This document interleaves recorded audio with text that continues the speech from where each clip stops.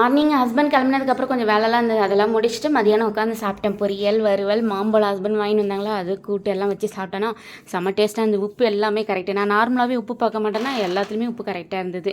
அதுக்கப்புறம் கொஞ்சம் ரெஸ்ட் எடுத்துகிட்டு பாத்திரம்லாம் கழுவிட்டு வீடெல்லாம் பெருக்கி சாமியெல்லாம் கும்பிட்டுட்டு கிளம்பியாச்சு. எங்கன்னா மேல் வீட்டுக்கு வந்து அமாவாசை பௌர்ணமிக்கு ரெகுலராக கோவிலுக்கு போவாங்க, இங்கே ஏரியாவில் இருக்குது.